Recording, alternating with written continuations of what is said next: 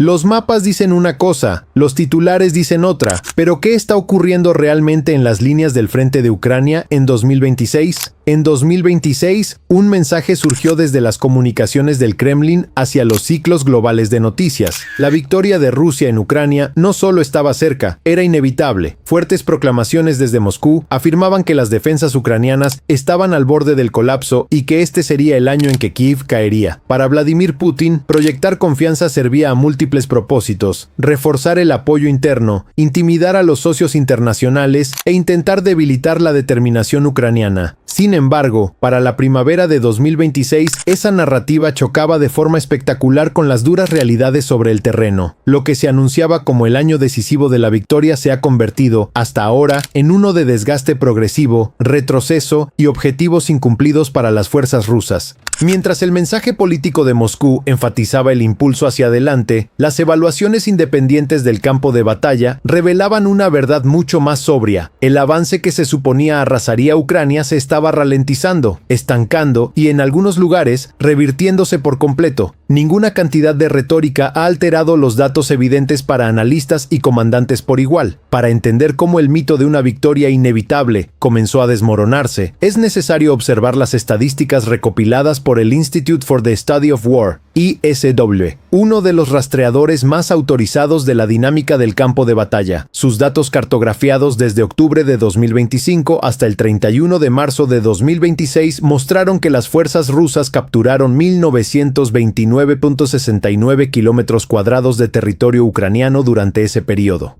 Eso puede sonar como progreso para un observador externo, pero el ritmo estuvo lejos de ser triunfal, con un promedio de apenas 10.66 kilómetros cuadrados por día. Cuando esas mismas cifras se compararon con el año anterior, de octubre de 2024 a marzo de 2025, surgió una imagen diferente. Durante ese periodo de 6 meses, Rusia capturó 2.716.57 kilómetros cuadrados de territorio ucraniano, con un promedio de 14.9 kilómetros cuadrados por día. En otras palabras, Rusia estaba ganando territorio a un ritmo significativamente más lento en 2026 que el año anterior, incluso mientras lanzaba más drones e intensificaba sus esfuerzos ofensivos de invierno. Los números por sí solos cuentan una historia de rendimientos decrecientes. El tan anunciado impulso de Putin no se aceleró, se desaceleró. Rusia estaba logrando menos avances, incluso desplegando más recursos, una clara indicación de que su impulso ampliamente promocionado estaba, de hecho, debilitándose. Este patrón de desaceleración no solo refleja limitaciones tácticas, sino también una presión acumulativa que comienza a afectar todos los niveles de la operación militar. A medida que pasan los meses, mantener la coherencia entre unidades, coordinar ofensivas simultáneas y sostener el ritmo de combate se vuelve cada vez más complejo. Las decisiones deben tomarse con mayor cautela y cada error tiene consecuencias más visibles. Además, la necesidad constante de rotar tropas, reparar equipo y reorganizar posiciones añade una carga adicional que ralentiza aún más cualquier intento de avance sostenido. A lo largo de la línea del frente, la primavera de 2026 no comenzó con los avances dramáticos predichos por los propagandistas del Kremlin, sino con una serie de realidades sobrias en el campo de batalla. En marzo, el número de avances territoriales rusos cayó tan drásticamente que en algunas evaluaciones casi llegó a cero. Según análisis independientes basados en datos del ISW y reportes de Agence France Presse, los avances rusos en marzo ascendieron a solo 23 kilómetros cuadrados, el ritmo más lento desde al menos 2023. Algunos informes incluso sugieren que las fuerzas ucranianas recuperaron pequeñas áreas de territorio ese mes, marcando una de las pocas veces en que Rusia registró ganancias netas mínimas o nulas. Este estancamiento comenzó a redefinir la percepción del conflicto. Lo que antes se veía como una ofensiva constante, ahora empezaba a percibirse como un esfuerzo limitado, condicionado por factores internos y externos que reducen su efectividad. También comenzó a influir en la narrativa internacional, donde observadores y analistas empezaron a cuestionar la viabilidad de una victoria rápida o decisiva. Mientras los avances rusos se ralentizaban, las fuerzas ucranianas comenzaron a construir un impulso claro en el campo de batalla.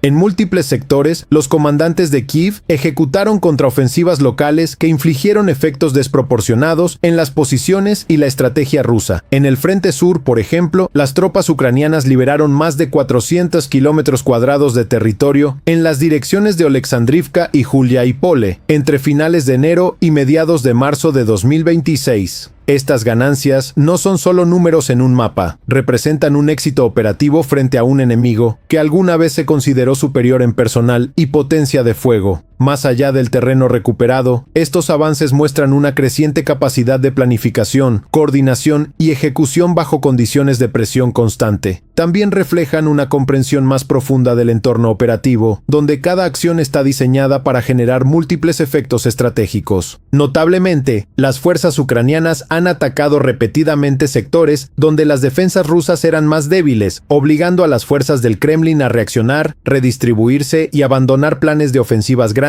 y sincronizadas. Esta flexibilidad táctica ha creado un efecto en cadena a lo largo del frente, obligando a Rusia a tomar decisiones estratégicas que debilitan sus esfuerzos operativos más amplios. Cada reposicionamiento forzado implica tiempo, recursos y vulnerabilidad, lo que incrementa el costo total de la operación. En el centro de Ucrania, el éxito operativo también se tradujo en ganancias territoriales netas. Un informe a principios de abril destacó que en marzo, las fuerzas ucranianas recuperaron más territorio del que perdieron, un hito poco común y un indicador claro de cambio en la iniciativa del campo de batalla. Este tipo de resultados no solo tienen valor táctico, sino también simbólico, ya que refuerzan la percepción de progreso y resiliencia. Este cambio en la iniciativa no es solo simbólico. En términos militares, controlar la iniciativa significa decidir cuándo y dónde se producen los enfrentamientos. Significa obligar al enemigo a reaccionar en lugar de actuar libremente. Y en un conflicto prolongado, esa ventaja puede acumularse hasta convertirse en un factor decisivo. La primavera de 2026 se esperaba ampliamente como el inicio de la ofensiva rusa de primavera, una serie coordinada de asaltos mecanizados a gran escala destinados a romper las líneas ucranianas fortificadas. Sin embargo, lo que ocurrió fue algo mucho más limitado. Los ataques rusos se redujeron a escalas menores, a nivel de compañía o pelotón, y a menudo parecían más exploratorios que decisivos. Esta reducción en la escala de las operaciones sugiere una adaptación forzada más que una elección estratégica. Mientras tanto, el mando ucraniano demostró agilidad estratégica. Bajo el liderazgo del general Oleksandr Syrskyi y otros altos mandos, las fuerzas ucranianas se centraron en interrumpir las preparaciones ofensivas rusas en lugar de limitarse a mantener líneas defensivas. Este enfoque obliga al oponente a reaccionar, absorbiendo su atención, recursos y energía. Además, introduce incertidumbre constante en la planificación enemiga, lo que reduce la efectividad de cualquier operación futura. Este cambio táctico refleja una evolución más profunda en la doctrina militar ucraniana, una centrada en la iniciativa, no solo en la resistencia. Es un cambio tanto psicológico como estratégico que desafía la suposición de que Rusia siempre dictaría el ritmo del conflicto. También demuestra una transición hacia un modelo de guerra más dinámico, donde la adaptación continua es clave. La desaceleración del avance ruso no es solo una cuestión de mapas, sino que conlleva un costo humano significativo. Informes independientes sugieren que en marzo Rusia sufrió pérdidas muy elevadas, con más de 35.000 soldados muertos o gravemente heridos. Estas cifras, si se mantienen, representan uno de los mayores costos mensuales del conflicto. Estas pérdidas afectan directamente el panorama estratégico. La escasez de tropas obliga a tomar decisiones más difíciles, menos ofensivas, menor presión sostenida y una mayor dependencia de unidades menos preparadas. A largo plazo, esto también afecta la moral, la cohesión y la capacidad de mantener operaciones continuas.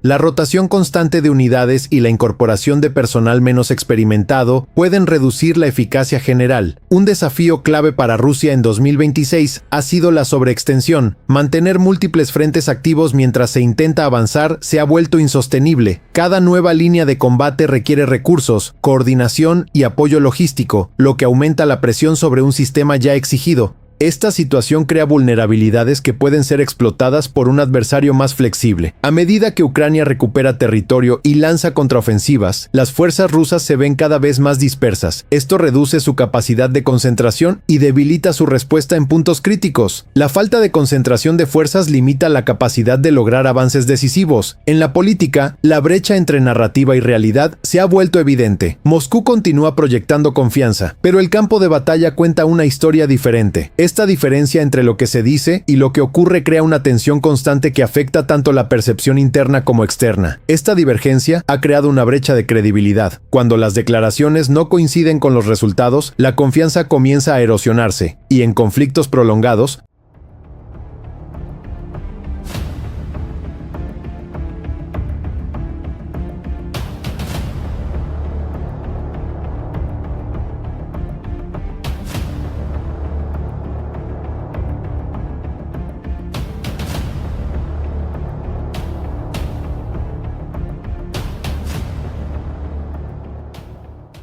La percepción puede ser tan importante como la realidad misma. Mientras tanto, Ucrania continúa beneficiándose de un fuerte apoyo internacional. Este respaldo no solo proporciona equipamiento, sino también inteligencia, coordinación y ventaja estratégica. También permite una integración más eficiente de tecnologías modernas en el campo de batalla. Este apoyo ha mejorado su capacidad operativa, permitiéndole mantener presión constante y responder de manera más eficaz a los cambios en el campo de batalla. También ha facilitado la planificación a largo plazo y la ejecución de operaciones más complejas. El campo de batalla se ha vuelto dinámico y cambiante. Las operaciones ya no siguen patrones simples o predecibles. Cada acción genera una reacción, y cada reacción altera el equilibrio general. Esta interacción constante crea un entorno donde la incertidumbre es la única constante. En este entorno, la capacidad de adaptación se convierte en un factor decisivo. No gana necesariamente el más fuerte, sino el que mejor entiende el momento, el terreno y la situación.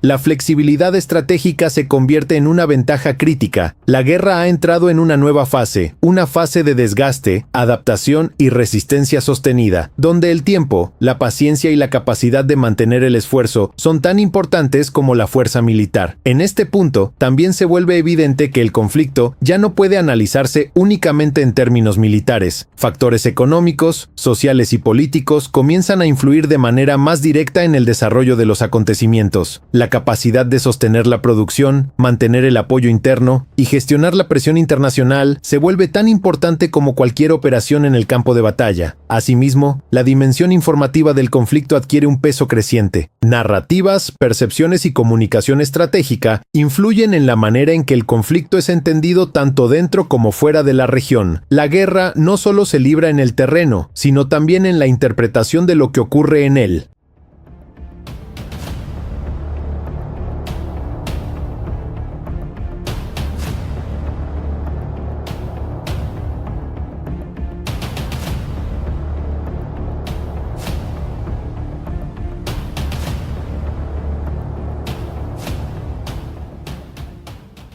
Los datos muestran claramente que la victoria no es inevitable. El conflicto sigue abierto y el resultado aún no está definido. Cada fase introduce nuevas variables que pueden cambiar el curso de la guerra. Lo que comenzó como una invasión se ha transformado en una lucha prolongada por supervivencia, control y resiliencia. Ucrania ha demostrado que puede resistir, adaptarse y, en ciertos casos, avanzar. Esto ha cambiado profundamente la narrativa. Ya no se trata de un resultado predecible, sino de un proceso en evolución constante, donde cada decisión, cada movimiento y cada resultado contribuyen a redefinir el conflicto. Y en esa evolución, cada decisión importa, cada movimiento cuenta, y cada fase del conflicto redefine la siguiente. El desarrollo no es lineal, sino acumulativo, donde pequeños cambios pueden tener grandes efectos con el tiempo. En última instancia, la guerra en 2026 no es solo una cuestión de territorio, sino de capacidad para sostener el esfuerzo en el tiempo, de mantener la cohesión, la estrategia y la voluntad frente a la incertidumbre. También es una prueba de resistencia nacional, donde la capacidad de adaptarse y persistir define el resultado. Y precisamente esa incertidumbre es lo que mantiene el desenlace abierto, porque mientras el conflicto continúa, las condiciones cambian, las estrategias evolucionan y las expectativas se ajustan. En ese escenario, cada día añade una nueva capa de complejidad. Nuevos desafíos emergen, nuevas oportunidades aparecen y nuevas decisiones deben tomarse bajo presión. La evolución constante del conflicto obliga a todos los actores involucrados a adaptarse de manera continua, redefiniendo sus objetivos y ajustando sus estrategias. Si quieres mantenerte al día con lo que realmente está sucediendo más allá de los titulares, suscríbete y activa las notificaciones porque el campo de batalla está cambiando rápidamente y no querrás perderte ninguna actualización.